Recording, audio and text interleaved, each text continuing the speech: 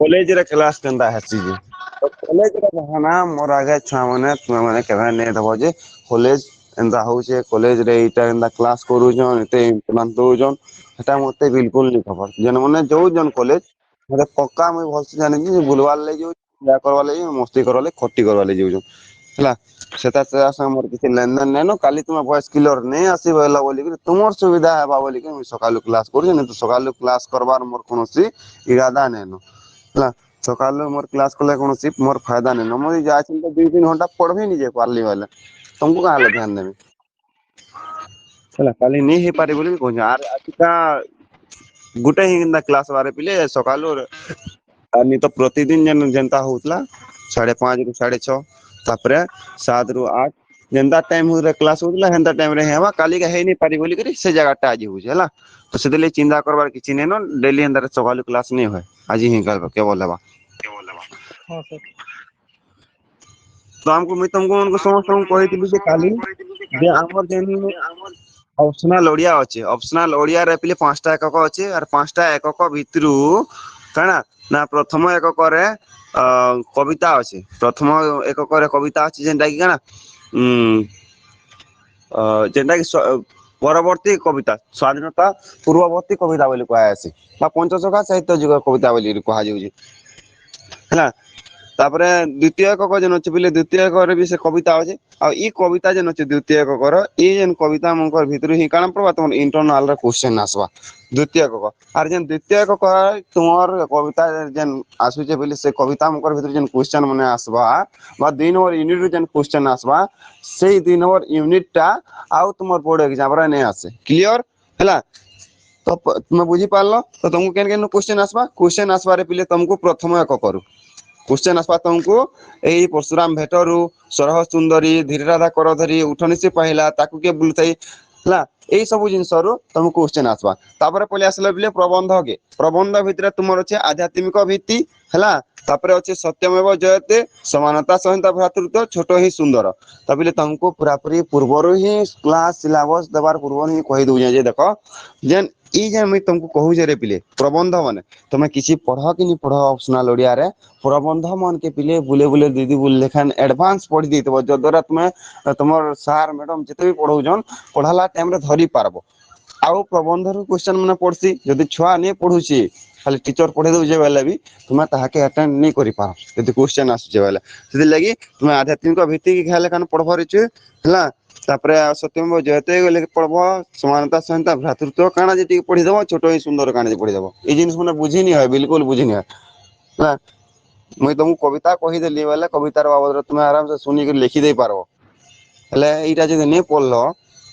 तुम प्रबंध सेशन के प्रबंध सेशन नहीं पढ़बार तक तुम बिल्कुल नहीं पारो तापरे पले आसे बिले गल्प विभाग हैला तो गल्प रे काना काना होची पक्षाघात परमा हमें मां आसिलेनी परमा बहुत मजादार तापरे जे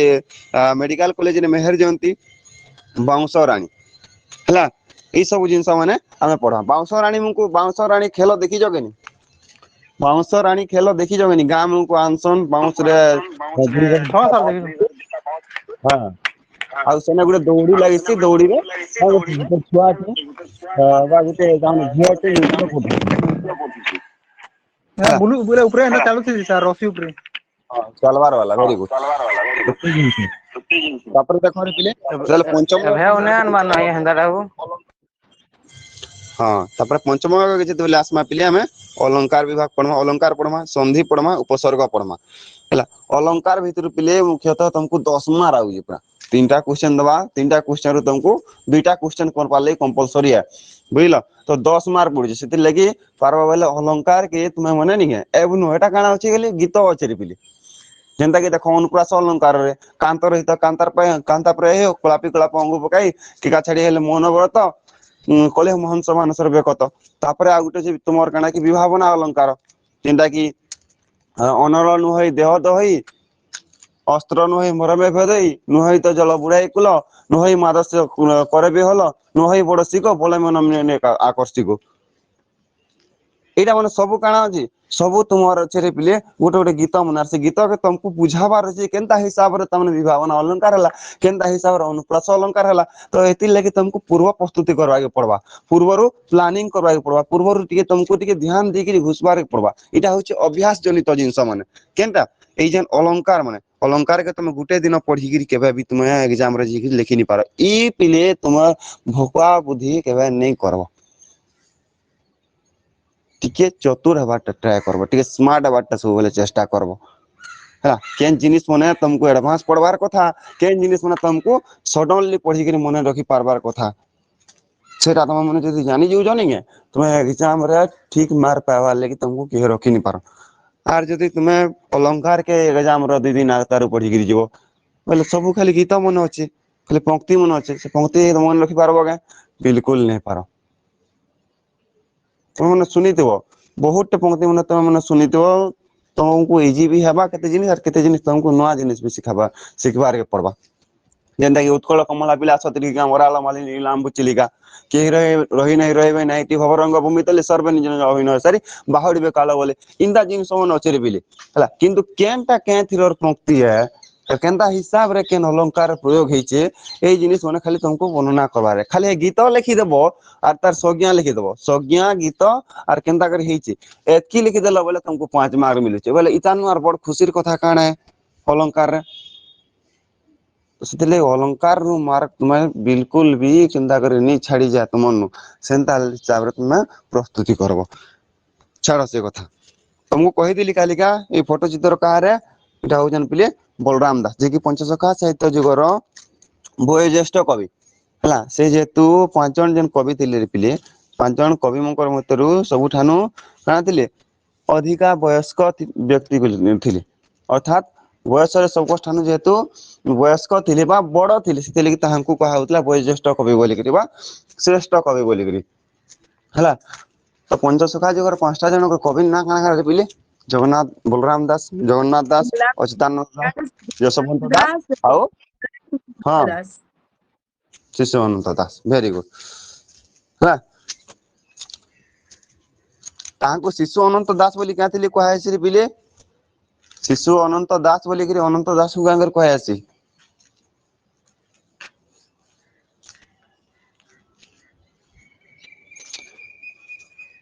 जानिच नहीं सर से शिशु धर्म के ग्रहण करथिले जेनता कि हमर शैव धर्म शाक्त धर्म इंता जिनस मन अच्छे पिले विभिन्न प्रकार धर्म मन अच्छे तो से शिशु धर्म बा शिशु धर्म जेतु शिशु धर्म वंश जेतु प्रतिष्ठा करथिले नि सेतले तांको शिशु अनंत दास बोली कहा है हला आर कहा है से तत्व अनुसार जे से तामने पूर्व जन्म रे अनंत दास काना करथिले पिले रुक्मिणी कोल रे शिशु रूप रे खेलिथिले आ से कथाटा अर्जुन के देखिथिले ना श्री कृष्ण देखिथिले तो सेथिल लगी से अनंत दास को का बोली आख्या देथिले आख्या देला तुम हो जाई तर शिशु अनंत दास बोली कहिथिले हला इरा हो जे तामने गुटे किंवदंती कथा है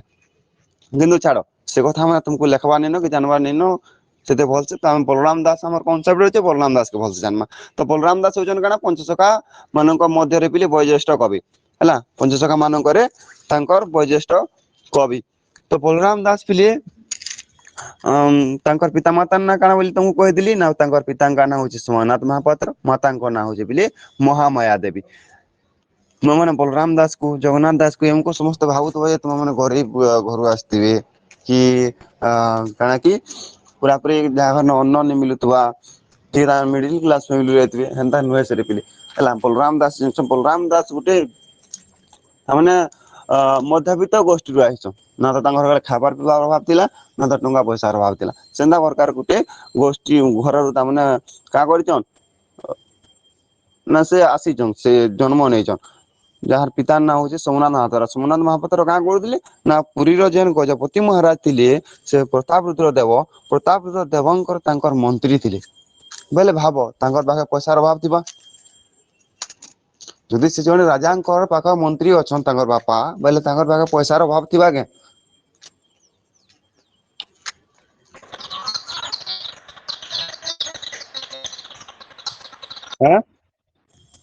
बिल्कुल नहीं थी जेहेतु से बापाटा गोटे मंत्री अच्छा बेले मंत्री ଆରୁ ଗରିବ ହେଇଥିବା କେ ବିଲକୁଲ नहीं ହେଇଥିବା ରାଜାଙ୍କର ଯେହେତୁ ପାଖେ ରହୁଛେ ସେ ତାର ପାଖେ କିଛି ନା କିଛି ଧନ ଥିବା କିଛି ନା କିଛି ବଳ ଥିବା ସାମର୍ଥ୍ୟ ଥିବା ତ ବଳରାମ ଦାସ ନିଶ୍ଚିତ ହିସାବରେ କାଣା ଗୋଟେ ତାମାନେ ଉଚ୍ଚ କୁଳରେ ହିଁ ଜନ୍ମ ନେଇଥିଲେ କିନ୍ତୁ ବଳରାମ ଦାସ ଯେହେତୁ ପ୍ରାୟତଃ ପୁରୀର ପୁରୀ ବାଙ୍କରେ ଯେହେତୁ ପାହାଡ ନିକଟବର୍ତ୍ତୀ ଅଞ୍ଚଳରେ ବସବାସ କରୁଥିଲେ ବା ଗର୍ଦ୍ଧବ ଯେନ ମଠ ଥିଲା ଗନ୍ଧର୍ବ ମଠ ସେ ଗନ୍ଧର୍ବ ମଠରେ ଯେହେତୁ ସେ ସାଧନା କରୁଥିଲେ ତ ସେଇ ସମୟରେ କା କରିଛନ୍ ନା ବିଭିନ୍ନ ପ୍ରକାର ବେଦ ବେଦାନ୍ତ ଗୀତା ଭାଗବତ ପୁରାଣ ଶାସ୍ତ୍ର ଏଇ ସବୁ କିଏ ପୁରାପୁରି ଅଧ୍ୟୟନ କରିକିରି ପାଣ୍ଡିତ୍ୟ ଅର୍ଜନ କରିଦେଇଛନ୍ ହେଲା ତମକୁ ଜାଣବାର କଥାରେ ପିଲେ ଯେ ସେ ଯେତେବେଳେ ସାଧନା କରବାର ଲାଗି ଯାଇଛନ୍ ସାଧନା କରବାର ଲାଗି କେନକେ ଯାଇଛନ୍ ପୁରୀର କିଆର ବାଙ୍କ ମଠ ହେଲା ସରି କିଆର ବାଙ୍କ ମଝିରେ ପୁରୀର ପିଲେ ବାଙ୍କି ମୁହାଣ ନିକଟକେ ଯାଇଛନ୍ ହେଲା ପୁରୀର ବାଙ୍କି ମୁହାଣ ନିକଟକେ ଯାଇଛନ୍ ଆଉ ସେ କେଉଁ ମଠ ପ୍ରତିଷ୍ଠା କରିଛନ୍ ସେ ଗନ୍ଧର୍ବ ମଠ ପ୍ରତିଷ୍ଠା କରିଛନ୍ ଗନ୍ଧର୍ବ ମଠରେ ସେ କାଁ କରିଛନ୍ ନିଜର ସାଧନା କରିଛନ୍ ସାଧନା ବୋଇଲେ କାଣା ତପସ୍ୟା କରବାରଟା କେ କି ଯେନ୍ତା ତୁମେ ଦେଖସ ଅଭିମାନ କି ମଶାନ କୁଦିଲରେ ଯାଇକିରି ସାଧନା କରସନ୍ ଆଉ ଯେନ ଆତ୍ମା ଭୂତଙ୍କୁ ତାଙ୍କ ନିଜର ବସାରେ କରୁଛନ୍ତି ହେନ୍ତା ପ୍ରକାର ସାଧନା ଆଜ୍ଞା ନେଇ ସେ ସାଧନା ମାନେ ବିଭିନ୍ନ ପ୍ରକାର ଭଗବାନଙ୍କର ବିଷୟରେ ନିଜେ ଗବେଷଣା କରବାଟା ଭଗବାନଙ୍କ ବିଷୟରେ ବିଭିନ୍ନ ପ୍ରକାର କୃତି ବିଭିନ୍ନ ପ୍ରକାର ଯେନ କବିତା ହେଲା ବିଭିନ୍ନ ପ୍ରକାର କାବ୍ୟ ହେଲା ବିଭିନ୍ନ ପ୍ରକାର ପୁସ୍ତକ ହେଲା ଏଇ ଜିନିଷ ମାନେ ରଚନା କରବାରଟା ଏଇଟା ହଉଛି ସାଧନା ଭଗବାନଙ୍କ ଠନେ ଲୀନ ହେଇଯିବାରଟା ଏଇଟା ହଉଛି ସାଧନା ହେଲା ତ ସେନ୍ତା ପ୍ରକାର ସେ ସାଧନା ମାନେ କରିଛନ୍ ହେଲା ଯେତେବେଳେ ସାଧନା କରିଛନ୍ ତ ପରବର୍ତ୍ତୀ ସମୟରେ କାଁ କହିଛନ୍ ନା ଯେତେବେଳେ ଉତ୍କଳ କେ ଆଗମନ କରିଛନ୍ ବା ଓଡିଶା କେ ଯେତେବେଳେ ଆଗମନ କରିଛନ୍ ଦେଖିଛନ୍ ଯେ ଏଇନା ଦୁଇ ପ୍ରକାର ବୈଷ୍ଣବ ଧର୍ମ ଦେଖା ଯାଉଛି ଗୋଟେ ଗୌଡୀୟ ବୈଷ୍ଣବ ଆଉ ଗୋଟେ ହଉଛି ଉତ୍କଳୀୟ ବୈଷ୍ଣବ ତ ଗୌଡୀୟ ବୈଷ୍ଣବ ହେଲେ କାଣାରେ ଛୁଏ ଗୌଡୀୟ ବୈଷ୍ଣବ ବୋଇଲେ କାଣା ବୈଷ୍ଣବ ଧର୍ମ ବୋଇଲେ ଜାଣିଛ କି ସେମାନେ ଦୁଇଟା ଧର୍ମ ଦେଖା ଯାଉଥିଲା ଏଇନା ସେ ଅନୁମାନ କଲେ ଯେ ଏଇନା ଦୁଇଟା ପ୍ରକାର ଧର୍ମ ଅଛି ଗୋଟେ ହଉଛି ଉତ୍କଳୀୟ ବୈଷ୍ଣବ ଧର୍ମ ଆଉ ଗୋଟେ କାଣା ଆଉ ଗୋଟେ ହଉଛି ଗୌଡୀୟ ବୈଷ୍ଣବ ଧର୍ମ ତ ଉତ୍କଳୀୟ ବୈଷ୍ଣବ ଧର୍ମ ଆଉ ଗୌଡୀୟ ବୈଷ୍ଣବ ଧର୍ମ ମଧ୍ୟରେ ପାର୍ଥକ୍ୟ କଣ କିଏ କହିପାରିବ କହ ରୂପେଶ ସାର୍ କହ ଗୌଡୀୟ ଧର୍ମରେ ଶ୍ରୀକୃଷ୍ଣଙ୍କୁ ହୁଁ ପୂଜା ପାଆନ୍ତି ହୁଁ ଏବଂ ଉତ୍କଳୀୟ ବୈଷ୍ଣବ ଧର୍ମରେ ହୁଁ କିଏ କହିପାରିବ ପିଲେ କହ ଭୁଲ ହେଲେ କିଛି ନି ସେ ଭୁଲରୁୁ ହିଁ ଆମେ ଶିକ୍ଷା ହେଲା ଯିଏ ଭୁଲ ନି କରି ସେ ବିଲକୁଲ କେବେ ବି କାଁ କରିପାରେ ତାମାନେ ଠିକ ର ରାସ୍ତା କେବେ ଜାଣି ନାଇଁ ପାରେ ଯଦି ଆଜି ଲୁକିକି ରହୁଛ ବୋଇଲେ ସବୁଦିନ ଲୁକିକି ରହବାରି ବି କିଛି ନି ସେ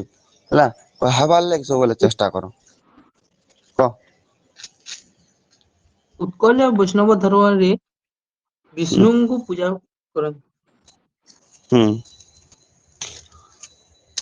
ଭେରି ଗୁଡ କହିବା ଲାଗି ଅଧା ଟ୍ରାଏ କରିଛ ବହୁତ ବଢିଆ ଦେଖ ଉତ୍କଳୀୟ ବୈଷ୍ଣବ ଧର୍ମ ଆଉ ଗୋଟେ ଥିଲା କାଣା ଗୌଡୀୟ ବୈଷ୍ଣବ ଧର୍ମ ସେ ଦେଖିଲେ ଦିଟା ପ୍ରକାର ବୈଷ୍ଣବ ଧର୍ମ ଦେଖିଲେ ତ ଗୌଡୀୟ ବୈଷ୍ଣବ ଧର୍ମରେ କିଏ ପୂଜା ପାଉଥିଲେ ରେ ଛୁଏ ଗୌଡୀୟ ବୈଷ୍ଣବ ଧର୍ମରେ ଶ୍ରୀକୃଷ୍ଣ ପୂଜା ପାଉଥିଲେ ବା ଶ୍ରୀକୃଷ୍ଣ ଆରାଧ୍ୟ ଦେବତା ହିସାବରେ ପୂଜା ପାଉଥିଲେ ହେଲା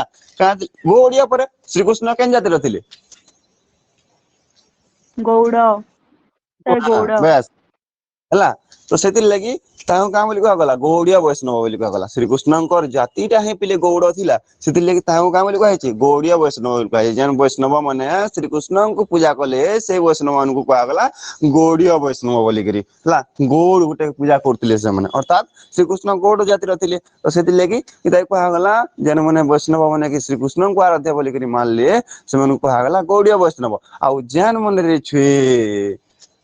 ଶ୍ରୀ ଜଗନ୍ନାଥ ଜଗତର ନାଥ ଜଗନ୍ନାଥଙ୍କୁ ଯେନ୍ ମାନେ ଆରାଧ୍ୟ ବୋଲିକିରି ମାନିଲେ ସେମାନଙ୍କୁ କୁହାଗଲା ଉତ୍କଳୀୟ ବୈଷ୍ଣବ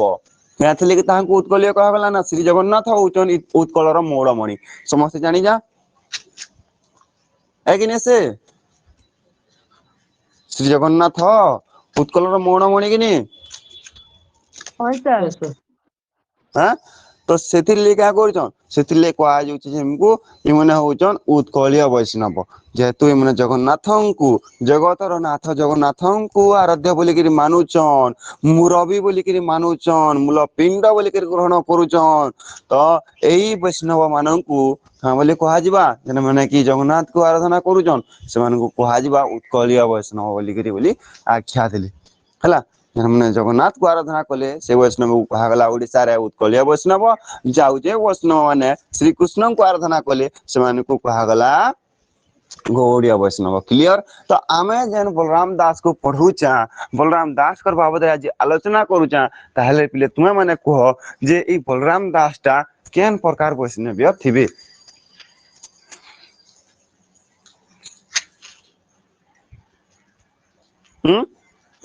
କହ ହାତ ଟେକ ଉତ୍କଳୀୟ ବୈଷ୍ଣବ ଆଶୁତୋଷ ରାଣା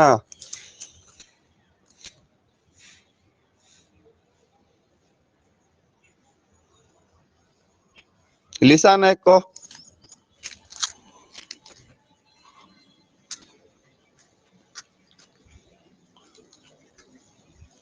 ସେଲିନା ବାଗ ଲିସା ଶୁଭମ କହ ସେଲିନା କହ ଉତ୍କଳ କେନ୍ ପ୍ରକାର ବୈଷ୍ଣବ ହଁ ଭେରି ଗୁଡ କେଁ ବୈଷ୍ଣବ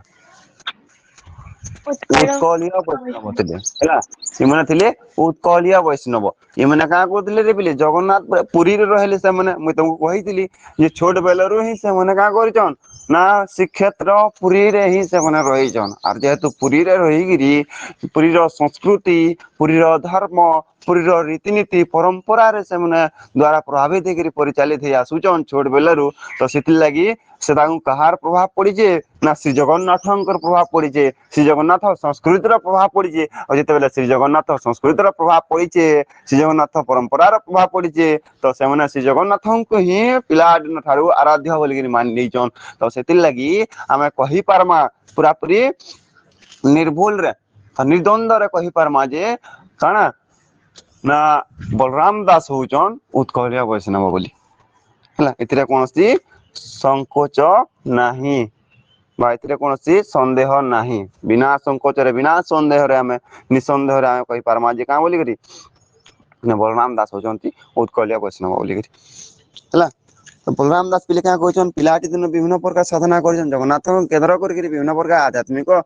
ସାଧନା ବିଷୟ କରିଛନ୍ ଆର୍ ପରିଶେଷରେ ସେ ବିଭିନ୍ନ ପ୍ରକାର କୃତି ମାନ ରଚନା କରିଛନ୍ତି ଯେନ୍ତା କି ଜଗମୋହନ ରାମାୟଣ ହେଲା ତାପରେ ପିଲେ ଲକ୍ଷ୍ମୀ ପୁରାଣ ହେଲା ବ୍ରହ୍ମ ପୁରାଣ ହେଲା ବଟ ଅବକାଶ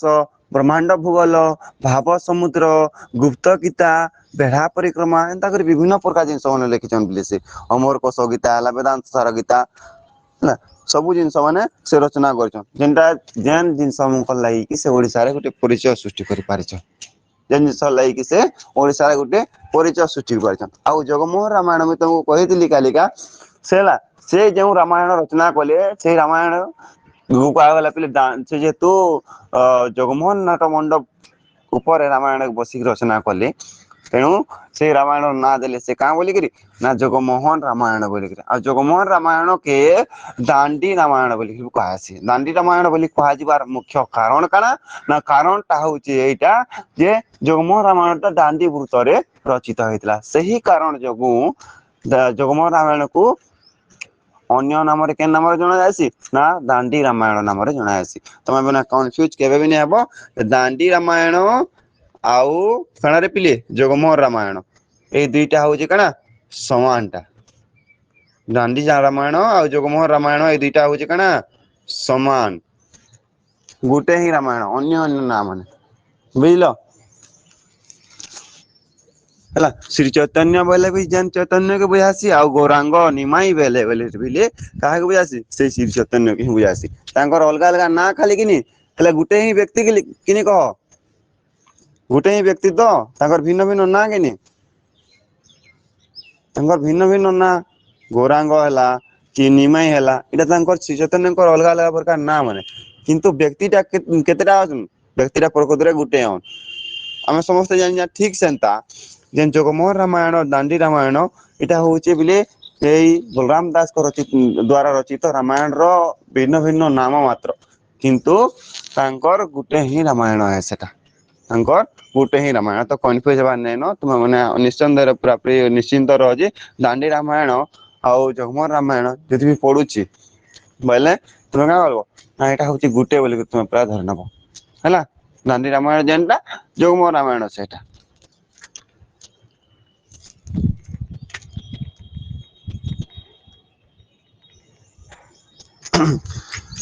हैला मैं तुमको पहला करी बोले दांडी रामायण रो बाबद सॉरी हमर काना कि जगमोहन रामायण बाबद टे कहि दियो सुनो आमे जन देखितिला मैं तुम परशुराम भेट बाबद पढ़वार के जो समस्त जानलो न तो जेन पिले दांडी रामायण जन अछि बा जगमोहन रामायण जन अछि ई जगमोहन रामायण रो विशेषता कना ना आमे जन परशुराम भेट पढ़वार के जो जा परशुराम भेट मुख्यतः देखितबो तमे सीरियल में को जेंदा के रामानंद सागर को ताकर द्वारा बनितबा इंडिया रो भारत रो पहला रामायण सीरियल रे देखितबो तुम माने जे परशुराम कंदा करसन ना स्वयंवर सभा जते बेले जनकपुर रे स्वयंवर आयोजित होतसी सेही समय रे जिगिरी सभा मझी रे भेट पड़सन जनकपुरी रे ही समस्तंकर सर्व सम्मुख रे ही जिगिरी भेट पड़सन श्री रामंग सहित देखितमा में ए जिन सब देखि जांगे सीरियल में को के विभिन्न प्रकार एपिसोड रे देखितमा कि विभिन्न प्रकार अलगा प्रकार जन वाल्मीकि रामायण अच्छे तुलसी रामायण अच्छे ए सब जिन रे पढ़ितमा कि गां मान के जे रामायण रामलीला चली छे से जिन सब देखितमा देखि जांगे नि देखि जगे रे सीता विवाह होतसी और मझी रे जेगिरी परशुराम पहुंचीसन ए जिनस अच्छे कि नि बस किंतु रे छे बलराम दास द्वारा रचित जे रामायण अछि से बलराम दास को द्वारा रचित रामायण रे किंतु सेंता प्रकार नहीं है हला परशुरामंकर भेट सीतांकर स्वयंवर सभा रे नहीं है तो केहन ठाने है जे ना जते बेले प्ले विवाह करी करी स्वयंवर सरी करी विवाह करी करी श्री रामचंद्र सीता को घेनी की अयोध्या में के जते बेले यात्रा करूछंती सेही समय रे सिद्धवन निकट रे जे काहे जे ना पिले परशुरामंकर तांकर आश्रम पड़िचे परशुराम आश्रम दे जिते बेले माने विभिन्न प्रकार तुरजनाद अर्थात विभिन्न प्रकार वीरतुर वाद्य बजई जिते बेले यात्रा करछंती तो से वीरतुर वाद्य वाद्य रो स्वर रे ही काहे कि परशुराम ध्यान भगन होई एवं से क्रोध जर्जरित है आसिकी किए वीरतुर वाद्य बजौछि बोले जानवार लेका करिछ ना जेन तांकर आश्रम थिला जेने तपस्या करते तपस्या करबा स्थान रो उठी आसिकी श्री राम को सम्मुख रे भेट पड़िछ अर्थात बाटरे भेट होइचे रे पिले हला बाटरे भेट होइचे शिवधनु भांगी जे सारार पले 2 दिन बीती जे 2 दिन बीती साला परे जे काई जे ना परशुराम कर भेट होइचे किंतु हमको सीरियल हमको काना देखाई जे अलगा अलगा रामायण हमको ना जते बेले शिवधनु भांगी जीवा तार किछि क्षण परे ही परशुराम आसिक संगे पहुंचीबे श्री राम सहित काहबा ना सेमकर मध्य रे गुटे वार्तालाप हेसी तर्क वितर्क हेबा युद्ध बोले आसी हेसी कि नि ए जिन सब नाम को देखा दी छी देखाई जे अन्य प्रकार रामायण रे देखाई जे रे हां कि ने तो कह ए जिन हम देखा किंतु बलराम दास को रामायण भिन्न प्रकार हला बलराम दास को रामायण विभिन्न प्रकार है तो परशुराम भेट से केंदा हिसाब रे दर्शैछन परशुराम भेट के से केंदा हिसाब रे वर्णना करिछन हमें चलो आ देखा पढ़मा स्क्रीन रे दिसुतबा देखो राम परशुराम दुई जन का पड़िछन स्वयंवर सभा रे भेट पड़िछन इटा भी देखो जनकंकर सम्मुख रे भेट पड़िछन किंतु आमे जन पढ़मा रे छि परशुराम भेट आमे जन पढ़मा परशुराम भेट रे काहे कि जनकंकर सम्मुख रे से भेट नै पड़ी से भेट पड़िछन कहार सम्मुख रे ना जते बेले से भेट पड़िछन से दशरथंकर सम्मुख रे भेट पड़िछन दशरथ राजा निजर पुत्र रामचंद्र को परशुरामंकर कबल रो बंचावार लगी का करिछन विभिन्न प्रकार नेहुरा है कि गोड़ धरी कि तांको प्रबोधन करिछन प्रबोधन वाले होचे बुझाबाटा हैला तो से जिन सब नाम में परमा हमर परशुराम भेट जेंदा कि बलराम दास रचना करिछन जेंदा गुटे छोटे कविता है बिले परशुराम भेट आउ से कविताटा केनु होचे जगमोहन रामायण रो आदि कांड रु आसी short question most important question पड़सी तुमको हला जे तुमर जन परशुराम भेट कविता अच्छे बलराम दास को द्वारा रचित परशुराम भेट कविता से कविता टी केउ ठारू आनित तो तुमकर आंसर होची रे पिले तुमर परशुराम भेट कविता टी बलराम दास को जगमोहन रामायण रो आदि कांड रु आनित क्वेश्चन रो आंसर पाइलो आके बढ़मी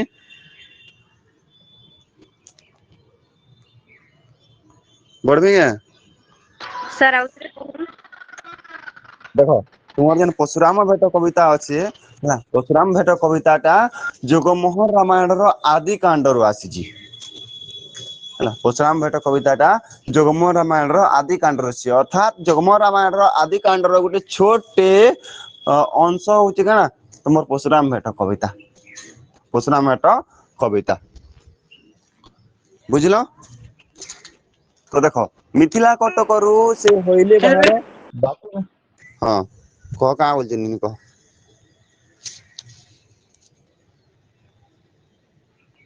बुझेला कि नहीं हला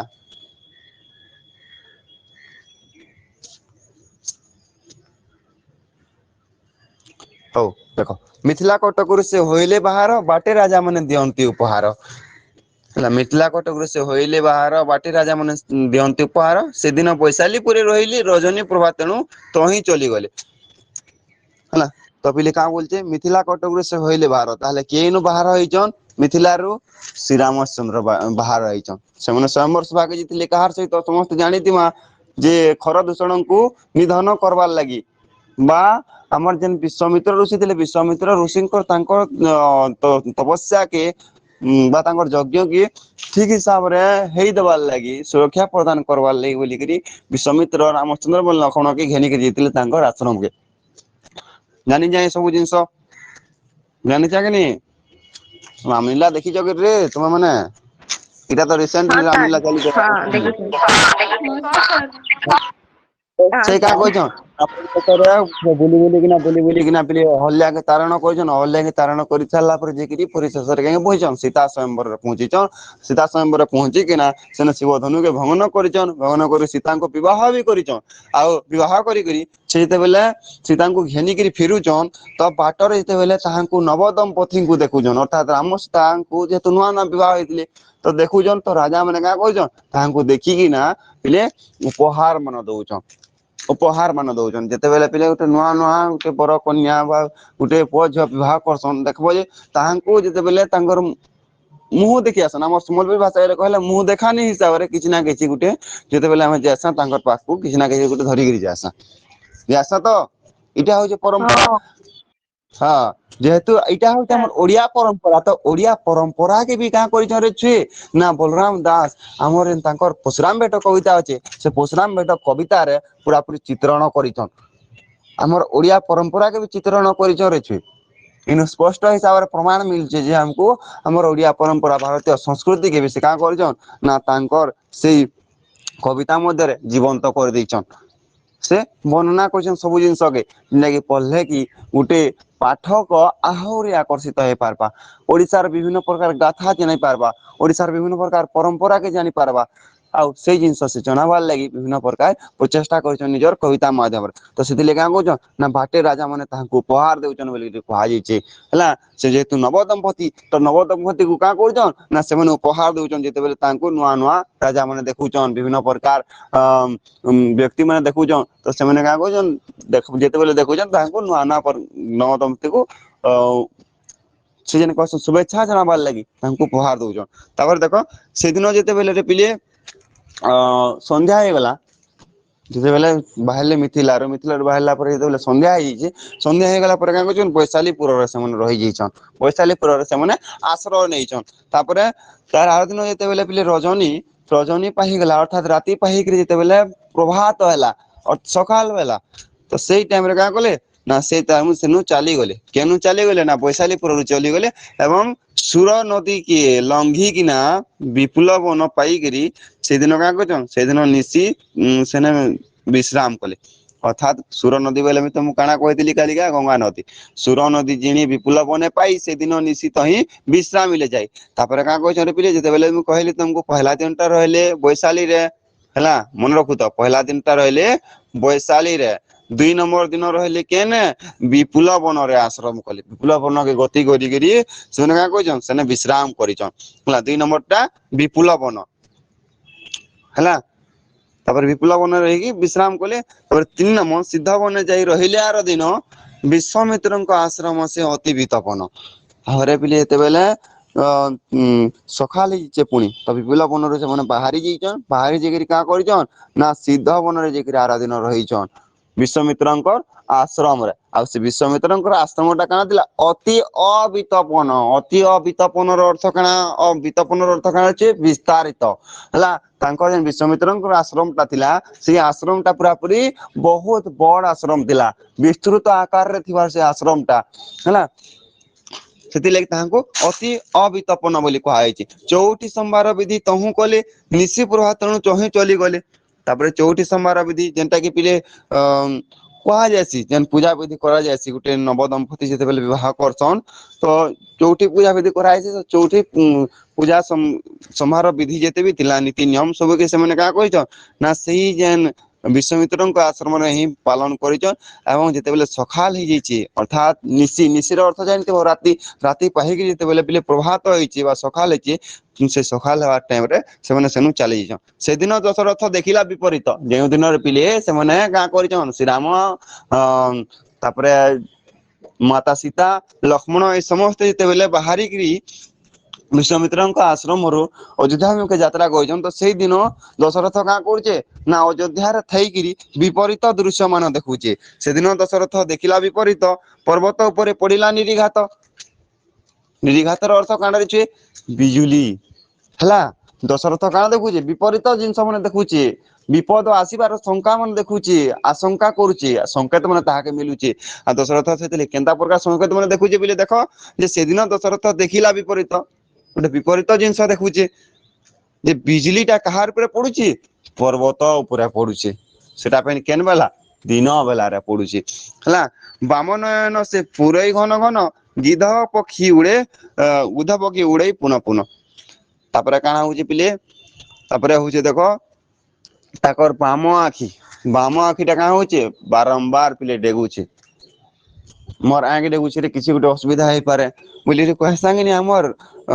ଆଞ୍ଚଳିକ ହିସାବରେ ଗାଁ ଗହଳିରେ କହିସନ କି ବୁଢା ବୁଢୀ ମାନେ ତୁମେ ମାନେ ବି କହୁଥିବ କେତେ କେତେବେଳେ ମୋର ଆଙ୍କେ ଡେଗୁଛେ ଫଡକୁଛେ ଆଜିକା କିଛି ଗୋଟେ ଅସୁବିଧା ହେଇପାରେ କହିସ ତ ଏଇ ଜିନିଷ ମାନେ हाँ सर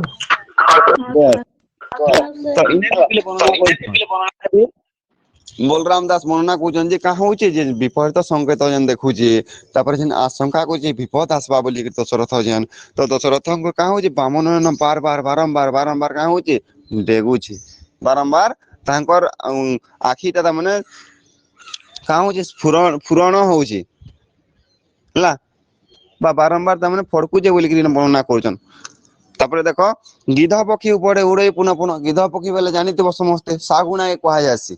ଯେ କି କାଁ କରସି ଯେ କି ଶବ ଖାଏସି ତ ସେ ପକ୍ଷୀ କାଁ କରୁଛନ୍ ସେ ପକ୍ଷୀ ଦଶରଥଙ୍କର ମୁଣ୍ଡ ଉପରେ ଆସିକିରି ହେକା ଉଡୁଛନ୍ ତାଙ୍କର ସିଧା ସାରା ଆସିକି ଉଡୁଛନ୍ ଯେନ୍ତା କି ଗୋଟେ ବିପଦର ତାମାନେ ସଂକେତ କିଛି ଗୋଟେ ଯେନ୍ତା କି ଲାଗୁଛି ଦଶରଥଙ୍କୁ କିଛି ଗୋଟେ ବଡ ଘଟଣା ଘଟବାରକେ ଯାଉଛି ଆଉ ସେ ଅଘଟଣ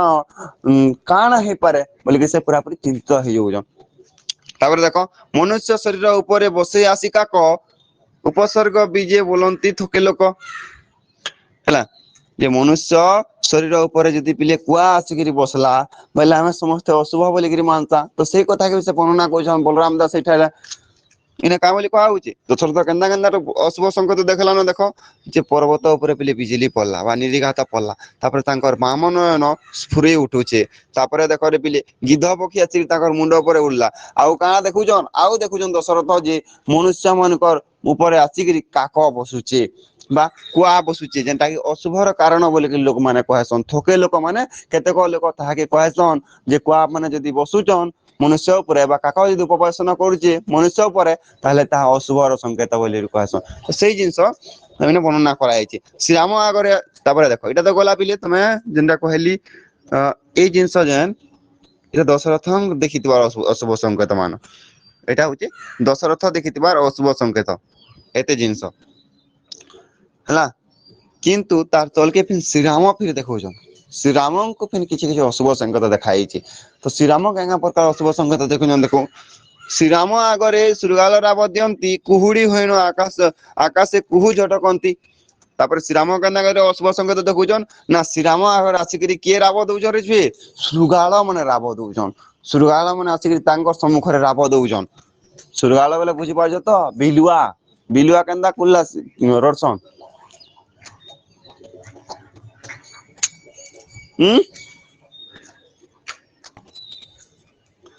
ପଢିଥିବ ଏକ କ୍ଲାସ ରେ ବୁଲା ଲାଗୁଛି ହୁକେ ହୋ ବିଲୁଆ ନନା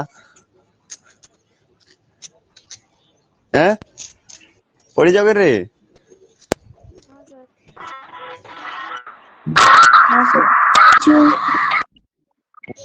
ହଁ ନାଇଁ ଟିକେ ଟିକେ ବୋଲୁଥିବ ନି ତ ମତେ ନି ଲାଗେ ତୁମେ ମାନେ ଛୁଆ ମାନେ ମତେ ଶୁଣୁଛ କି କେନ୍ତା ମୁଇଁ କେନ୍ତା ଜାଣିମି ନା ତ ଶ୍ରୀରାମ ଆଗରେ କାଁ କରୁଛନ୍ ନା ବିଲୁଆ ରାବ ଦଉଛନ୍ ଯେନ୍ଟା କି ଗୋଟେ ତା ମାନେ କେବେ ନେ ହେବାର କଥା ଅସମ୍ଭବ କଥା ମାନ ବି ଏନେ ଘଟି ଯାଉଛେ ହେଲା ତ ସେଥିର୍ ଲେଗା ବୋଲଛ ନା କିଛି କିଛି ଅଶୁଭ ହେବାରକେ ଯାଉଛେ କିଛି ଗୋଟେ ଅଘଟଣ ଘଟବାରକେ ଯାଉଛେ ବୋଲିକରି ଯେ ପିତା ପୁତ୍ର ଦୁଇ ଜଣ ପିଲେ ଭାବି ନେଇଛନ୍ ତ ଶ୍ରୀରାମ ଆଗରେ ଆସିକରି କାଁ କରୁଛନ୍ ନା ଏଇ ଯେ ଶୃଗାଳ ମାନେ ରାବ ଦଉଛନ୍ ବିଲୁଆ ମାନେ ରଡୁଛନ୍ ତାପରେ କୁହୁଡି କାଁ ହଉଛେ ଦିନ ବେଲା କୁହୁଡି ଆକାଶରେ ପିଲେ ଦେଖା ତା ମାନେ ବାଟ ଦେଖା ଯାଉଛି ଶ୍ରୀରାମ ଯେତେବେଳେ ଯାତ୍ରା କରୁଛନ୍ ତାଙ୍କ ରଥର ସମ୍ମୁଖରେ କୁହୁଡି ଦେଖା ଯାଉଛି ଆଉ କୁହୁଡି ତ ହେଇଛି ଆକାଶରେ ତାର ପରେ କାଁ ହଉଛି ଦିନ ବେଲା ବେଲେ ତାରା ଦେଖା ଦଉଛି ଦିନ ବେଲା କାଁ ହଉଛନ୍ ନା ଆକାଶରେ ତ କୁହୁଡି ତ ଦେଖା ଦଉଛି ତାପରେ ଦିନ ବେଲା ଆକାଶ ମାନେ ବି ଆକାଶରେ ତାରା ମାନେ ବି ଦେଖା ଯାଉଛନ୍ ତ ସେଇ ଜିନିଷ ବି ବର୍ଣ୍ଣନା କରିଛନ୍ ତ ଦେଖ ନେକ୍ସଟ କବିତାରେ କାଣା ଅଛି ଦେଖ ନେକ୍ସଟ କାଣା ହଉଛି ନା ସୂର୍ଯ୍ୟ ଟିକେ ପିଲେ ସୂର୍ଯ୍ୟଙ୍କର କିରଣ ହଇଲା ନିଉନ କି ଜାଣି ଦିନ କର ପୂର୍ଣ୍ଣିମାର ଜହ୍ନ ଧୂମକେତୁ ଉଦୟ ହଇଲା କି ଗଗନେ ଦିବସେଣ ଉଦୟ ହଇଲା ତାରା ମାନେ କୁହୁଡି ଖାଲା ପ୍ରାୟ ନଦିଶଇ ଦିବସ ପ୍ରବଳ ହଇଣ ଯେ ବହଇ ବତାସ ତାପରେ ପିଲେ ଆହୁରି କାଣା ହଉଛି ନା ସୂର୍ଯ୍ୟଙ୍କର ଯେନ୍ କିରଣ ଥିଲା ଯେତେବେଳେ ପିଲି ଆରମ୍ଭ ହେଇଛି କୁହୁଡି ଟା ଆକାଶରେ ଦେଖା ହେଇଛି ତ ସେଇ ସମୟରେ ସୂର୍ଯ୍ୟଙ୍କର କିରଣ କାଣା ହେଇଛି କମି ଯାଇଛି ଅର୍ଥାତ ନ୍ୟୁନ ହେଇଯାଇଛି ବୋଲି କୁହାଯାଇଛି ନ୍ୟୁନର ଅର୍ଥ ବୁଝଛ ତ ନିମ୍ନ ମାନ ରହିଯିବାଟା ଅର୍ଥାତ କମିଯିବାଟା ସୂର୍ଯ୍ୟଙ୍କର କିରଣ ତିନ ବେଲା କମି ଯାଇଛି ତାପରେ କେନ୍ତା ଲାଗୁଛି ସେଟା ସୂର୍ଯ୍ୟଙ୍କର କିରଣ ସତେ ଲାଗୁଛି ଯେନ୍ତା କି କାଣା ଗୋଟେ ରାତି ହେଇଗଲାନ ଆଉ ରାତିର ସୂର୍ଯ୍ୟ ଲାଗୁଛନ୍ତି ଯେ ରାତିର ତାମାନେ ସତେ ପୂର୍ଣ୍ଣିମାର ତାର ଜହ୍ନ ଯେନ୍ତା ଦିଶି ସେ ଜହ୍ନ ଭଳିଆ ଦିଶୁଛନ୍ ତ ସତେ ଯେନ୍ତା କେନ୍ତା ଲାଗୁଛି ଶ୍ରୀରାମଙ୍କୁ ନା ଏଇଟା ଦିନ ହେଇନାହିଁ ଏଇଟା ଦିବାକର ଦିନ ହେଇନାହାନ୍ତି କଣ କରିଛନ୍ ନା ପୂର୍ଣ୍ଣିମାର ଜହ୍ନର ରୂପ ନେଇଛନ୍ ଭଳିଆ ଲାଗୁଛି ପୂର୍ଣ୍ଣିମାର ଜହ୍ନ ପୁନି ଯେତେବେଳେ ସେ ପୁନି ଜହ୍ନକେ ଦେଖିଛ କେନ୍ତା ଦିଶିରେ ଛୁଏ ପୁନି ଜହ୍ନ କେନ୍ତା ଦିଶ ଦେଖିଛ କି ନି ଦେଖିଛି ଆମ ଧରା ପୃଷ୍ଠ ଟିକେ ଟିକେ ଲେଖା ଜଷ୍ଟ ଖାଲି ଲାଇଟିଂ ହଉଛି ସ୍ଲାଇଟଲି ଲାଇଟିଂ ହଉଛି ବେଶୀ ଅନ୍ଧାର ନିଥାଏ କି ବେଶୀ କାଇଁ ନିଥାଏ ବେଶୀ ତାମାନେ ଆଲୋକିତ ନିଥାଏ ମିଡିୟମ ସାଇଜ ଅଛି ଜଷ୍ଟ ଟିକେ ଟିକେ ଆମକୁ ତାମାନେ ରାସ୍ତା କେ ଦେଖି ପାରିଲା ଭଳିଆ ଆମକୁ ଯେନ୍ତା ଦେଖି ପାରମା ସେନ୍ତା ପ୍ରକାର ତାମାନେ ଗାଁ ଥିସି ନା ପୃଥିବୀର ଦୃଶ୍ୟ ଥିସି ତ ସେନ୍ତା ପ୍ରକାର ଦୃଶ୍ୟ ହେଇଯାଇଛି ଏଇନା ସୂର୍ଯ୍ୟଙ୍କର କିରଣ ପୁରା ପୁରି ନ୍ୟୁନ ହେଇଛି ଆର୍ ସୂର୍ଯ୍ୟର ରୂପ ନେଇକିରି ସେ ଗୋଟେ ଚନ୍ଦ୍ର ପାଲଟି ଯାଇଛନ୍ ପୂର୍ଣ୍ଣିମାର ଜହ୍ନ ପାଲଟି ଯାଇଛନ୍ ବୋଲିକିରି ବର୍ଣ୍ଣନା କରୁଛନ୍ କବି ବଳରାମ ଦାସ ଧୂମକେତୁ ଉଦୟ ହେଇଲା କି ଗଗନେ ତାପରେ ସତେ ଯେନ୍ତା ଲାଗୁଛି କି କୁହୁଡି ଭିତରେ ଯେ ଧୂମକେତୁ ବୋଲେ କେନ୍ତା ଥିସନ୍ ଏଇଟା କାଁ ବୋଲି କୁହାଯାସି ଏନ୍ତା ଟାଇପର ଥିସନ୍ ଯେନ୍ ଦା ଟାଇପର क्वेश्चन मार्क क्वेश्चन मार्क तारा मन ଥିସନ୍ ରେ ଛୁଏ ତାରା ମାନେ ଥିସନ୍ ଏନ୍ତା ଟାଇପର ଥିସନ୍ ତାରା ମାନେ ଦେଖବ ଏଇ ଜିନିଷ କୁହାଯାଇଛି ହେଲା सप्तऋषि ହଁ ସପ୍ତଋଷି ବୋଲି କୁହାଯାଇଛି ସପ୍ତଋଷି ଏନ୍ତା ଲାଗେ ବିଭିନ୍ନ ପ୍ରକାର ନାଁ ମାନେ ତାରା ମାନଙ୍କର ନାଁ ମାନେ ତାପରେ ଉଙ୍କିଆ ତାରା ବୋଲି ଦେଖବ ଯେତେବେଳେ ସକାଳ ପେ ଆସେ ସେ ଟାଇମ ରେ ଆସି ତ ସେଇ ଜିନିଷ ଛାଡ ତମେ ଇନେ ବର୍ଣ୍ଣନା କରାଯାଇଛି କାଁ ଯେନ୍ତା କି ଧୂମକେତୁ ମାନେ କାଁ ହେଇଛନ୍ ଆକାଶରେ ଉଦୟ ହେଇଛନ୍ ଦିନ ବେଲେ ଧୂମକେତୁ ମାନେ ହେଇଛନ୍ ତୁମେ ମାନେ ଦେଖିଥିବ ଯେ ଧୂମକେତୁ ସପ୍ତଋଷି ହେଲା କି ପାହାନ୍ତିଆ ତାରା ହେଲା ଏଇ ଜିନିଷ ମାନେ କାଣା ଏଇ ଜିନିଷ ମାନେ ତାଙ୍କର ସମୟ ନି ହେବାର ପର୍ଯ୍ୟନ୍ତ ସେମାନେ ଉଦୟ ନେଇ ହୁଅନ୍ ଅର୍ଥାତ ରାତିରେ ହିଁ ସେମାନେ ପ୍ରାୟତଃ ଦେଖା ଦେସନ୍ କିନ୍ତୁ ରେ ପିଲେ ଇନେ ଯେନ୍ ଅଶୁଭ ସଂକେତ ଦେଖା ହେଇଛି ଯେନ୍ଟା କି ବଳରାମ ଦାସ ବର୍ଣ୍ଣନା କରୁଛନ୍ ଶ୍ରୀରାମ ଆଗରେ କାଁ ହଉଛନ୍ ନା ଅକାରଣରେ କାଁ କହୁଛନ୍ ମନୁଷ୍ୟ ଆଗକେ ଆସିକିରି ବିଲୁଆ ମାନେ ରାବ ଦଉଛନ୍ ତାପରେ ସୂର୍ଯ୍ୟଙ୍କର କିରଣ ନ୍ୟୁନ ହେଇକିରି ପୂର୍ଣ୍ଣିମାର ଜହ୍ନ ପାଲଟି ଯାଉଛେ ଧୂମକେତୁ କାଁ ହଉଛେ ଯେନ୍ଟା କି ରାତିରେ ଦେଖା ଦବାର କଥା ଦିନ ବେଲା ଦେଖା ଦଉଛି ତାପରେ ପିଲେ କାଁ ହଉଛନ୍ ଦିବସରେ ତାରା ମାନେ ଉଦୟ ହଉଛନ୍ ତୁମେ ମାନେ ଦେଖିଛ ଏ ଦିନ ବେଲେ କେବେ ତାରା ଦେଖା ଦେସି କି ଆକାଶରେ ଦେଖ ତ ଆକାଶ କେ ତାରା ଅଛି ନା नहीं ଦେଖ ତ ବାହାରେ ତ ଥିବ ସମସ୍ତେ କିଏ ଦେଖି ପାରୁଛ ଆକାଶ କେ ଦେଖ ତ ତାରା କିଏ ଅଛନ୍ ବୋଇଲେ ତାରା ଅଛି କେଁ ଦେଖ ତ नहीं ନେନ सर नहीं ना କିନ୍ତୁ ଇନେ ବର୍ଣ୍ଣନା କରାଯାଇଛି ଯେ ଅଶୁଭ ସଂକେତ ଯେହେତୁ ଘଟୁଥିଲା ରେ ଛୁଏ ଇନେ ବର୍ଣ୍ଣନା କରୁଛନ୍ କାଁ ବୋଲିକିରି ନା ଦିବସରେ ତାରା ମାନେ ଦେଖା ଦଉଥିଲେ ହେଲା ଦିବସରେ ତାରା ମାନେ ଦେଖା ଦଉଥିଲେ ଆର୍ କୁହୁଡି କଲା ପ୍ରାୟ 9 ଦିବସ କୁହୁଡି ଏନ୍ତା ତୁଳେ ତା ମାନେ ପୁରା ପୁରି କାଁ କରୁଛେ କପଳିତ କରି ନେଇଛେ ଯେ କାଁ ହଉଛେ ନା ଦିନଟା ପୁରା ଦେଖା ନି ଦେବା ଅର୍ଥାତ୍ ତୁମେ ପାଖ ପାଖ ହେଇକିରି ଟୋଟାଲ କିଏ ଅଛେ ତୁମେ ଜାଣି ନାଇଁ ପାର ସେନ୍ତା ପ୍ରକାର ହିସାବରେ କାଁ କରୁଛେ ନା କୁହୁଡି ପୁରା କଲା ମିସମିସ ହିସାବରେ ଡାବି ଦେଇଛି ଆକାଶ କେ ପ୍ରବଳ ହେଇକିରି କାଁ ହଉଛେ ବତାସ ବହୁଛେ ଅର୍ଥାତ୍ ପ୍ରବଳ ହେଇକିରି ପବନ ବହୁଛି ସେନ୍ତା ପ୍ରକାର ବାତାବରଣ ହଉଛି ଇମାଜିନ କର ତ ଯେ କାଁ ହଉଥିବା ଦିନ ବେଲା ଆସିକିରି କାଣା କି ବିଲୁଆ ମାନେ ରାବ ଦେବେ ଦିନ ବେଲେ ଧୂମକେତୁ ଦେଖା ଦେବା ଦିନ ବେଲେ ତାରା ମାନେ ଦେଖାଦେବେ କୁହୁଡି ଡାବି ଦେଇଥିବା ଜୋରରେ ପବନ ବହୁଥିବା ଆଉ ରାମ ସୀତା ଲକ୍ଷ୍ମଣ ତାପରେ ବିଶ୍ଵମିତ୍ର ଏ ସମସ୍ତେ ରଥରେ ଗମନ କରୁଥିବେ ଇମାଜିନ କରି ଦେଖ ସେ ପ୍ରକାର ଦୃଶ୍ୟକେ କେନ୍ତା ପ୍ରକାର ମାହୋଲ ଥିବା ଆଜି ତ ଗୋଟେ ତମକୁ ଡର ଲାଗବା କି ନାଇଁ ଲାଗେ ହଡର ମୁଭି ମାନେ ଦେଖିଥିବ ଦେଖିଛ କି ନାଇଁ ହଡର ମୁଭି ମାନେ ବିଲୁଆ ମାନେ ପଇଆଡେ ରାବୁଥିବେ ଇଆଡେ ଭୂତ ବାହାରୁଥିବ ପଇଆଡେ ଜହ୍ନ ଆଡେ ଦେଖା ଦଉଥିବା ଜହ୍ନ ମାନେ କାଁ ଘୁଷଛି ନା ଏଇ ପଟକେ ସେପଟକେ ଘାଇଲା ଖାନ ପଲେଇ ଯାଉଥିବା ଗଛଲତା ମାନେ ଥିବା ଏନ୍ତା ପ୍ରକାର ପୁରା ଯେନେ କି ଭୂତ କେନ୍ତା ଆମେ ଇମାଜିନ କରସାନି ଗାରେ ଛୁଏ ସେନ୍ତା ପ୍ରକାର ପୁରା ଭୂତ ଗୋଟେ ଆସିଲେ ହେନ୍ତା ହେଇଛି ତ କୁହୁଡି ଡାକି ଦେଖବ କୁହୁଲା ହେଇଯିବା ସବୁଆଡେ ତାରା ମାନେ ସାଙ୍ଗେ ସାଙ୍ଗେ ତା ମାନେ କାଁ କରିବେ ଉଭି ଯିବେ ଜହ୍ନ ଗୋଲ ହେଇଯିବା ଏନ୍ତା ହିସାବରେ ବାହାରିଛନ କି ନି ହେସିକିରି हाँ सर हाँ सर हाँ ସେନ୍ତା सर कैसे सर हाँ सर ଶ୍ରୀରାମଙ୍କ ଆଗରେ ପିଲେ ସେନ୍ତା ପ୍ରକାର ମାହୋଲ ଦେଖା ହେଇଛି ହେଲା ଶ୍ରୀରାମଙ୍କୁ ଯେନ୍ତା କି ଲାଗୁଛି କି କିଛି ଗୋଟେ ଅଘଟଣ ଘଟବାର କେ ଯାଉଛେ ହିଁ ଯାଉଛେ ରେ ଯେନ୍ତା କି ତାକୁ ପୁରା ପୁରି ଅନୁଭବ ହେଇଗଲା ଦଶରଥଙ୍କୁ ଯେନ୍ତା ଆଭାସ ମିଳିଲା ଯେ କିଛି ଗୋଟେ ଅଶୁଭ ଘଟବାର କେ ଯାଉଛି ଠିକ ସେନ୍ତା ଆଇନା ଶ୍ରୀରାମଙ୍କୁ ବି ଆଭାସ ମିଲୁଛେ ଯେ ତାହାଙ୍କୁ କାଣା କିଛି ନା କିଛି ଗୋଟେ ଅଘଟଣ ଘଟବାରକେ ଯାଉଛେ ଦଶରଥ ତାପରେ ବିଚାର କରୁଛନ୍ ଦଶରଥ ବିଚାରେ ଉପସର୍ଗ କଥା ବରିଷ୍ଠ ବଶିଷ୍ଠଙ୍କୁରା ଏ ବିଚାରେ ମହାରଥା ବଶିଷ୍ଠ କିଏ ତାହେଲେ ଛୁଇନ ବଶିଷ୍ଠ ହଉଛନ୍ ପିଲେ ଏଇ ଯେନ୍ ରଘୁକୁଲର ସେ ହଉଛନ୍ କାଣା ନା କୁଳଗୁରୁ ବା ଦଶରଥଙ୍କର ସେ ହଉଛନ୍ କାଣା କୁଲଗୁରୁ ତ ସେଥିଲାଗି କାଁ କରୁଛନ୍ ନା ଯେତେବେଳେ ସେ ଅଶୁଭ ସଂକେତ ମାନ ଦେଖୁଛନ୍ ତ ଅଶୁଭ ସଂକେତ ଦେଖି ସାରିଲା ପରେ ଇ ତାର ଅର୍ଥ କାଣା ହେଇପାରେ ଏ ତାର ଅର୍ଥ କାଣା ହେଇପାରେ ଏଇ ଯେନ୍ ଉପସର୍ଗ ମାନେ ଯେନ୍ ଦେଖ ଆଁ ଦଶରଥ ଯେଉଁ ଅଶୁଭ ସଂକେତ ମାନଙ୍କୁ ଦେଖିଥିଲେ କି ନି ସେଟା କେନୁ ଦେଖିଥିଲେ କେନ୍ ଜାଗାରେ ତାଙ୍କର ଘରେ ଘରେ ଥାଇକିନା ଦେଖିଲେ ପରେ ସେ ଘରେ ଥାଇକିନା ତ ସେ ଦେଖିଲେ କବିତାରେ ତାପରେ ଅଛି କି ହଁ ହଁ କହ ଖାଲି କବିତାରେ କାଣା ଅଛି କବିତାରେ ଲେଖା ପରଶୁରାମ ଯେତେବେଳେ ଶ୍ରୀରାମଙ୍କୁ ସେ ଶ୍ରାପ ଦେଉଥିଲେ ତ ଦଶରଥ ତାଙ୍କ ବିନିମୟ କରିଥିଲେ ବା ତାଙ୍କ ଗୋଡ ଧରିଥିଲେ ତ ହେଟା ସେ ହଁ ମହଲ ଫେର ହେତକି ଧରିକି କେନ୍ତା ଆସି ଯାଇଥିଲେ ସିଦ୍ଧ ବନ ଯେନ୍ ଥିଲା ସିଦ୍ଧ ବନ ଟା କାଣା ହୁଁ ନା ଅଯୋଧ୍ୟାର ବେଶୀ ଦୂର ନି ଥାଇ ନା ମିଥିଲାରୁ ବହୁତ ବେଶୀ ଦୂର ନ ଥାଇ ତା ମାନେ ମଧ୍ୟବର୍ତ୍ତୀ ଅଞ୍ଚଳରେ ହେଇଥିଲା ବିଶ୍ୱାମିତ୍ରଙ୍କର ଆଶ୍ରମ କେନ୍ତା ବିଶ୍ୱାମିତ୍ର ପରେ ଯାଇକିରି ପହଞ୍ଚି ଗଲେ ଅଯୋଧ୍ୟା କି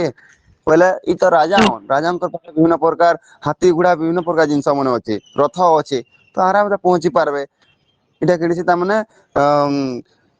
କାହିଁକି ସେ ସଙ୍କୋଚ ହବାର କି ସନ୍ଦେହ କରବାର କିଛି ଜିନିଷ ନାଇଁ ନ ଏନୁ ହେଲା ତ ରାଜା କାଁ କହୁଛନ୍ ରାଜା ଦେଖିଛନ୍ ଅଶୁଭ ସଂକେତ କି ସର୍ବପ୍ରଥମେ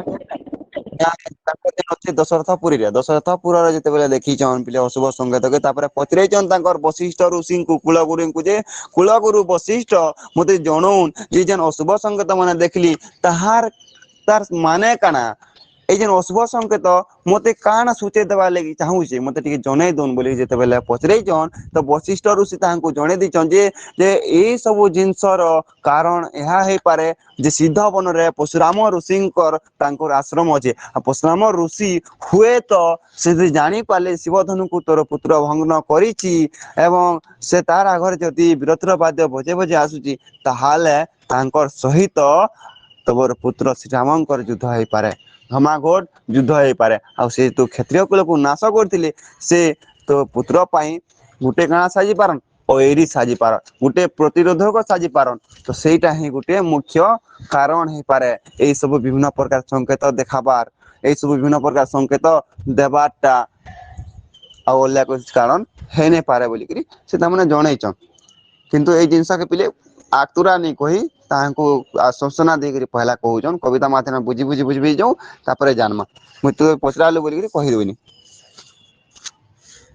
हला तापरे जेते बेले वशिष्ठ कहि जार बिले तापरे से जान साला परे सिना से भय रे आसी छन परशुराम भाल मोर पुत्र को मार देबा बोली करी से रथ साजे रे आसी छन तांको आधा बाट रे आसी करी पहुंचे छन जेते बेले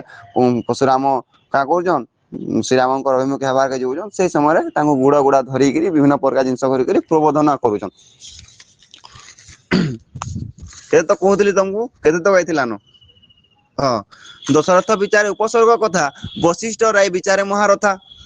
ये संपूर्ण मान जे विपरीत दिसई मोहर मन को ये शुभ न आसई तापरे पिले का करछन से जेते बेले उपसर्ग कथा के बा विभिन्न प्रकार जेन अशुभ संकेत मान देखुछन से उपसर्ग कथा के विचार करूछन और विचार करी करी वशिष्ठ ऋषि को राय पचारुछन जे मत पचारुछन जे तार कारण काना हे पारे हे कुल गुरु यार कारण काना हे पारे ये संकीर्ण मान अछि बा संकेत मान अछि इता मते विपरीत भलिया लागुचे मते शुभ नै लागबा हला मोर मन केटा अशुभ लागुची बोले करी से पिले कहार आगे कहउजन ना वशिष्ठ ऋषि रे आगे कहउजन अवश्य विपरीत होइबो काज प्रमाद होइबो ए मोर शुभ एडे मोर शुभ कार्य तापरे बोलछन जे अवश्य आज किछि ना किछि घटना घटबा ही घटबा आज विपरीत घटबार के जोउचे आ जन मोर पुत्र आ पुत्र बधुंकर विवाह बार के जोउचे ए बड़ शुभ कार्य ए शुभ कार्य काना बा आजिका प्रमाद होइबा प्रमाद होइबा बोले काना ना सेटा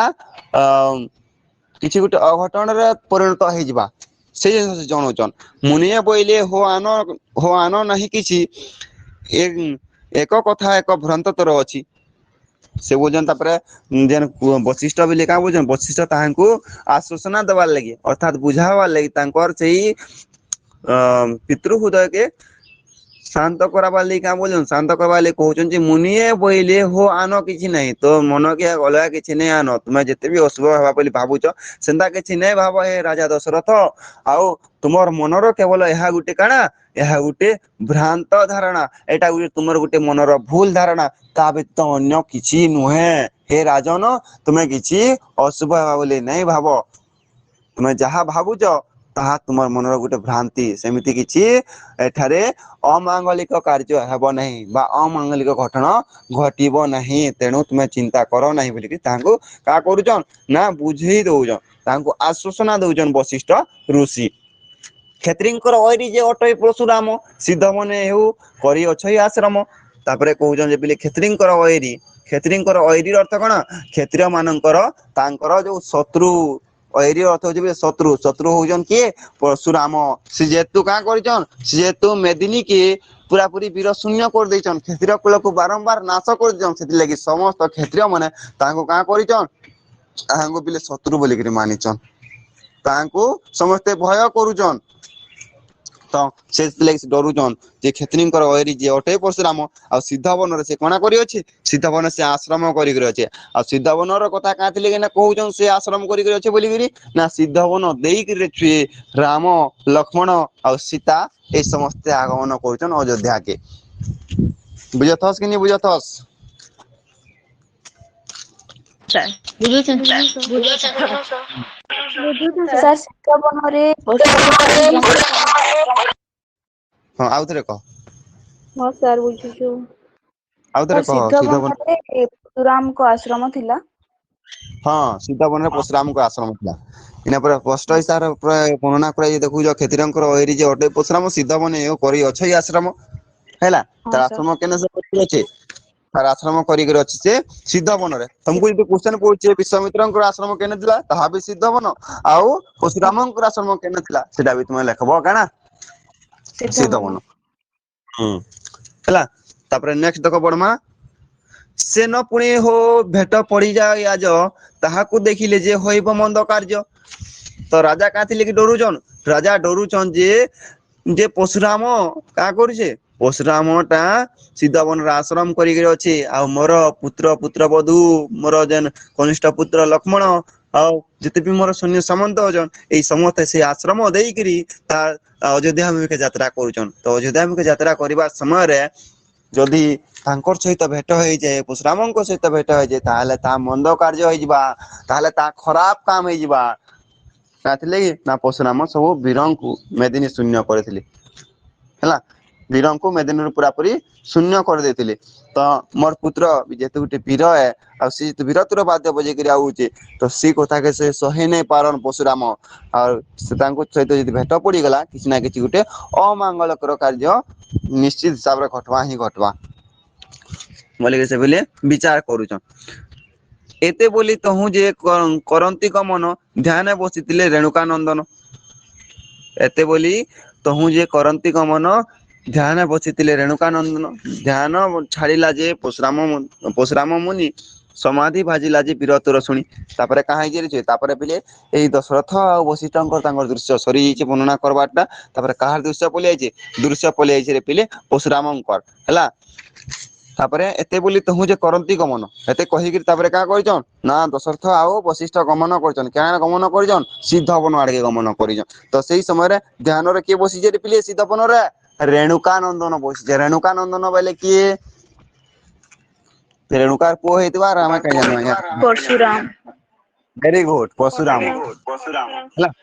ତ ପରଶୁରାମ କାଁ ପରଶୁରାମ କେନେ ବଇଛନ୍ ଧ୍ୟାନରେ ଧ୍ୟାନରେ ବସିଛନ୍। ଧ୍ୟାନରେ ବେଲେ କାଣା ଯୋଗ ନିଦ୍ରାରେ ବସିଛନ୍। ସେ ଯେହେତୁ ଋଷି ହନ୍ ତ ଋଷି ମାନେ କାଁ କରସନ୍ ପ୍ରାୟତଃ ଧ୍ୟାନରେ ସବୁବେଳେ ବସିଥନ୍ ଯୋଗ ନିଦ୍ରାରେ। ତ ପରଶୁରାମ ବି ବିଲେ ଧ୍ୟାନରେ ବସିଛନ୍ ଯୋଗ ନିଦ୍ରାରେ ବସିଛନ୍। ତାପରେ ଯେତେବେଲେ ସେ ଧ୍ୟାନରେ ବସିଛନ୍ ଧ୍ୟାନ ତାଙ୍କର ଛାଡିଗଲା। ତାଙ୍କର ଧ୍ୟାନ ଟା ଛାଡିଗଲା। ଧ୍ୟାନ ଛାଡିଗଲା କାଁ ଥିଲେ କି ନା ବୀରତ୍ୱର ବାଦ୍ୟ ଶୁଣିକିରି ତାଙ୍କର ବୀରତ୍ୱର ଶୁଣିକିରି। ଯେତେବେଲେ ପିଲେ ଶ୍ରୀରାମ ତ ଗୋଟେ ବିଜୟ ହାସଲ କରିକିରି ଆଉଛନ୍ ନା ଗୋଟେ ସ୍ଵୟମ୍ବର ସଭାରେ ଶହ ଶହ ବୀରଙ୍କ ସମ୍ମୁଖରେ ସେ ହିଁ ଗୋଟେ ତା ମାନେ କାଁ କଲେ ନା ଶିବ ଧନୁକେ ଭଙ୍ଗନ କରିକିରି ଏନ୍ତା ଗୋଟେ ବୀରତ୍ୱ ଦେଖାଲେ ଯେନ୍ ବୀରତ୍ୱର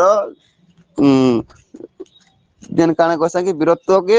ସେ सबକୁ ଜନାବାର୍ ଲାଗି ବୋଲିକିରି ଟିକେ ସେଲିବ୍ରେସନ କରୁଛନ୍। ଟିକେ ଆନନ୍ଦ ଚାଲିଛି ମହୋତ୍ସବ ଚାଲିଛି ତାଙ୍କର। ଆଉ ବିଭିନ୍ନ ପ୍ରକାର ବାଦ୍ୟ ଯନ୍ତ୍ର ବିଭିନ୍ନ ପ୍ରକାର ଯେନ୍ ଅଛନ୍ କାଣା କି ସୈନ୍ୟ ସାମନ୍ତଙ୍କର ସହିତ ସେ ମଜା ମଜଲିସ କରିକିରି ଆଉଛନ୍ ବାଟରେ ବୀରତ୍ୱର ବାଦ୍ୟ ବଜେଇ ବଜେଇକିରି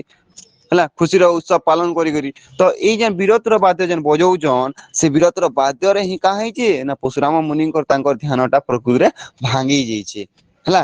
ପରଶୁରାମ ମୁନିଙ୍କର ତାଙ୍କର ଧ୍ୟାନ ଟା ଭାଙ୍ଗି ଯାଇଛି। ମନେ ବିଚାର ଏଇ ସେ କିସ ଯେ ଶବଦ ଶ୍ରବଣକୁ ଶୁଭେଇଛି ବୀରତ୍ୱର ବାଦ୍ୟ ହେଲା। ତାପରେ ମନେ ତାପରେ ଯେତେବେଳେ ପିଲେ ତାଙ୍କର ଧ୍ୟାନ ଟା ଭାଙ୍ଗି ଯାଇଛି ପରଶୁରାମ ମୁନିର ପରଶୁରାମ କେନ୍ତା କରି ପୁରା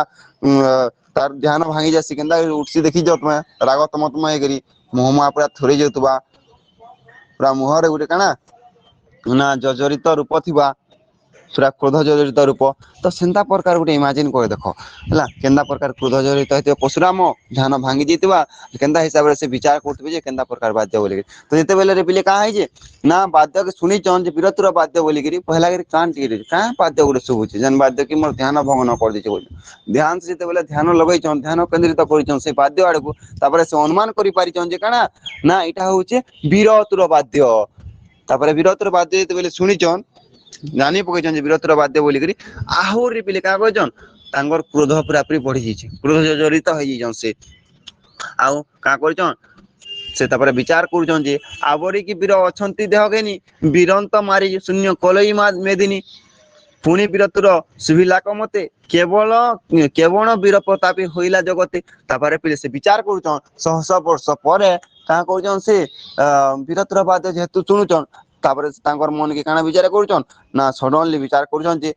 ଆଉ କି ବୀର ଅଛେ କେଁ ଆଉ କି ବୀର ଏଇ ମେଦିନୀରେ ଦେହ ଘେନିକିରି ଅଛନ୍ କେଁ ଯେନ୍ ବୀର କି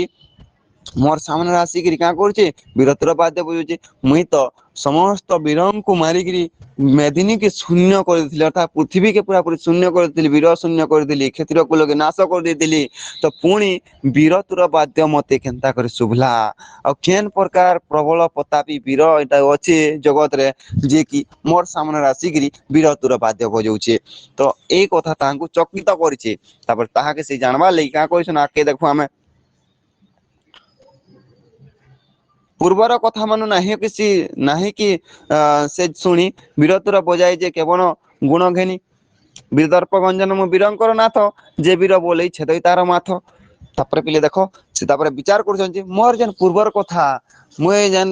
मेदिनी को जन नाश कर देनी मेदिनी रु जन विभिन्न प्रकार क्षेत्रियों को नाश कर देली मा मेदिनी रु धरा पुष्ट रु जन क्षेत्रियों को पूरा पूरी विनाश कर देली निपात कर देली से कथा काना से आगरु ने सुनी के आ जदी सुनी जे ताहले केन प्रकार गुण घेनी करी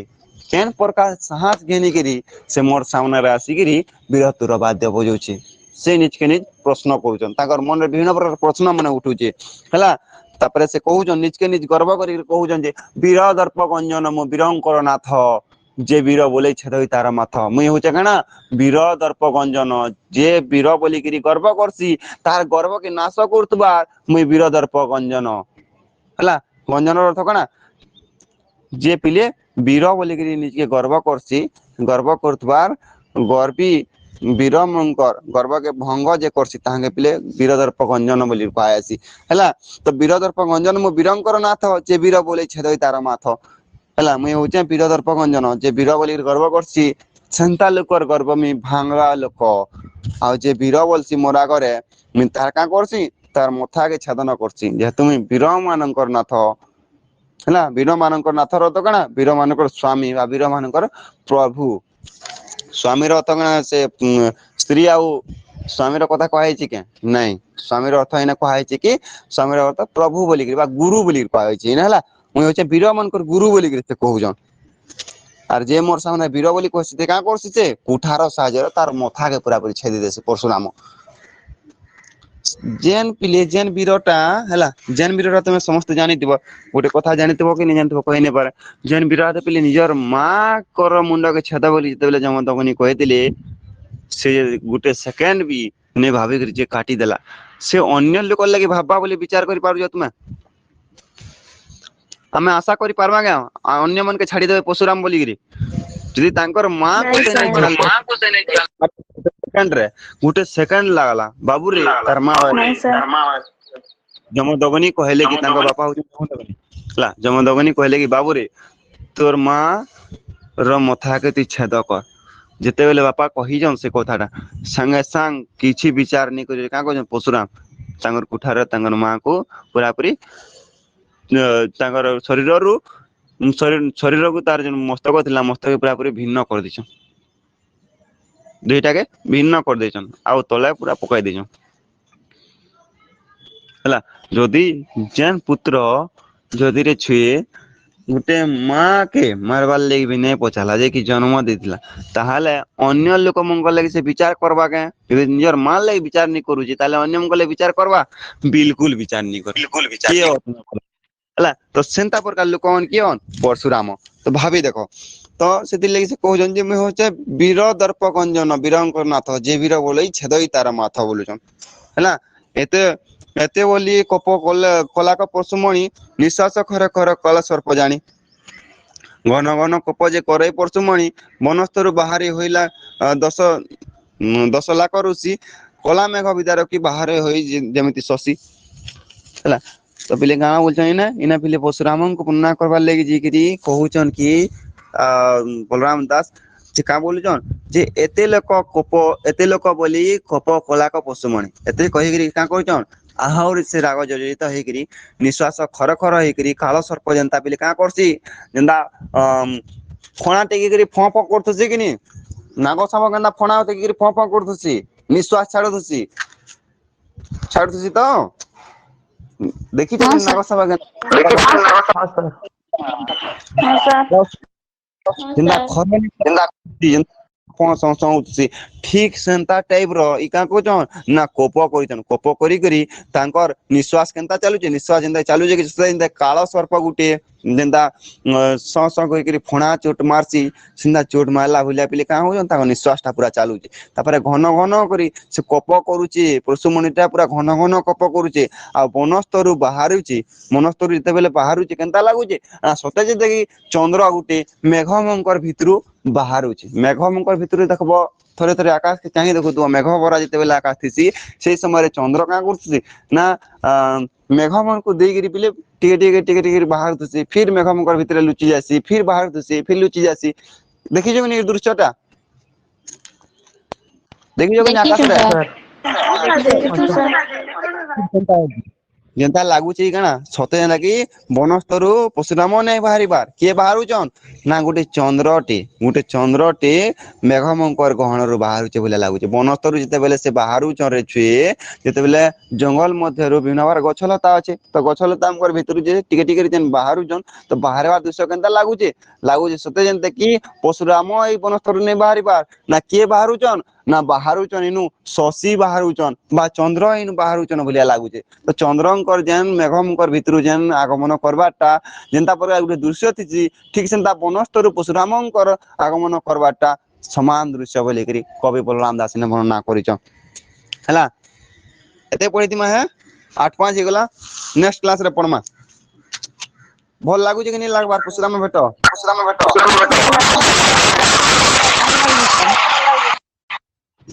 ହଉ ଠିକ ଅଛି ହେଲା କ୍ଲାସ ରେ ପଢମା ପିଲେ यार भाई तुमको तो क्लास कहाँ बोल कह हेलो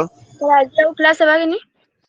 आज क्लास हवा जे काली नहीं हेते बोले कि मैं क्लास काली रटा कर जाज मेकअप करबार लागि क्लास हवा क्लास कहाँ लानी है मैं तुमको कहली पूरा एटा एक्स्ट्रा क्लास बोली करी एटा हमर क्लास रो टाइम नुहे सकालर क्लास रो टाइम हमर नुहे हमें केबे नहीं पढ़ा हम सकालु तुमको हे टाइम टेबल देबे इवनिंग टाइम रे क्लास है परमानेंट टाइम टेबल देबे चिंता नहीं करो है तो 5:30 रे जनता क्लास घंटा ही क्लास खाली पानी पाग ठीक नहीं थे बोली कि ना आज मैं तुमको खाली भल से वॉइस क्लियर नहीं आसी बोला बोली तुम सुविधा ले कर देले नहीं तो मैं सुमी बोले तो आराम से सुई पड़ देती आ देखा मैं कहां ला उठी देखो है ना चलो टाइम टेबल टाइम टेबल देबे आज का तो मंगलवार है गला ना आज का देबे जी चलो समझते चलो कॉलेज जीव का करबो जी सर मोर किसी हां को परशुराम का परशुरामଙ୍କ ମାତା ପିତାଙ୍କ ନାମ କଣ ଥିଲା पर मां को नाम होची रेणुका आ पिता को नाम होची जमदग्नि